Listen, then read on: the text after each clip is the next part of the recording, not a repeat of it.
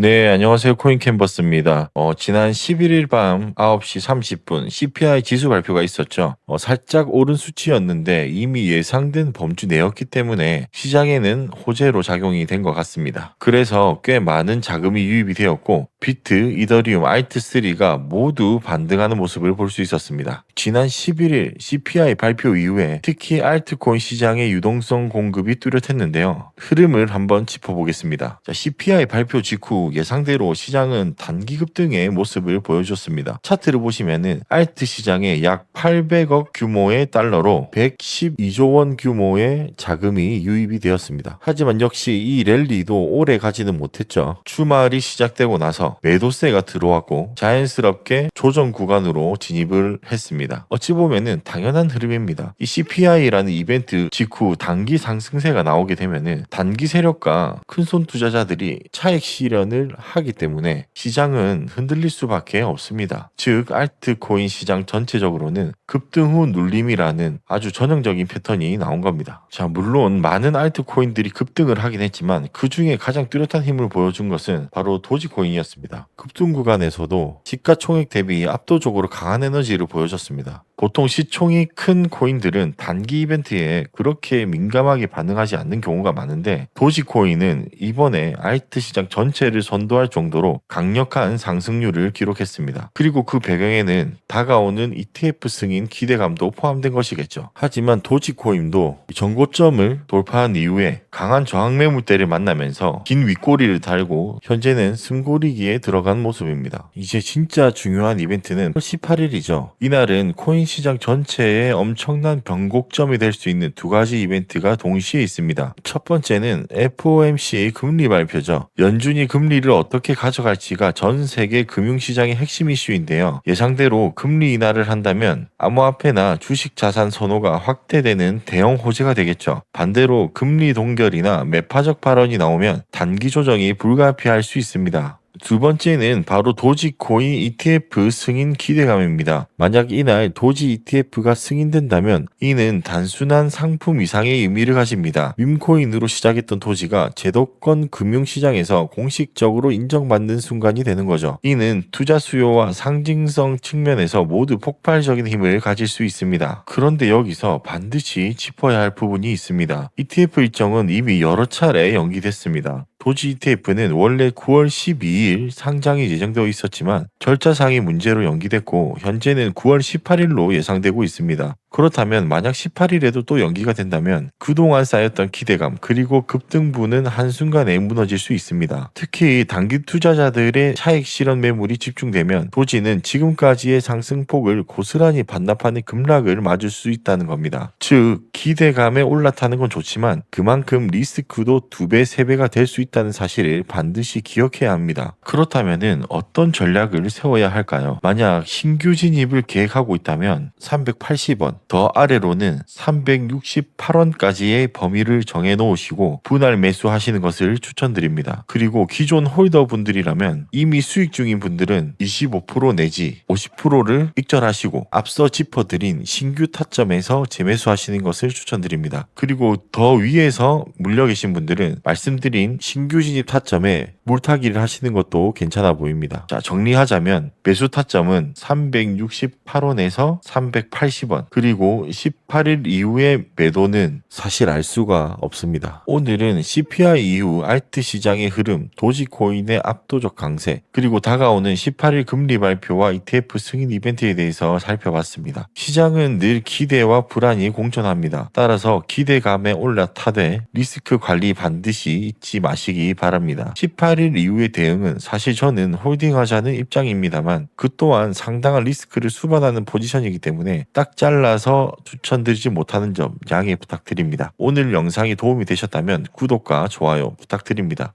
저는 다음 영상에서 또 뵙겠습니다. 감사합니다.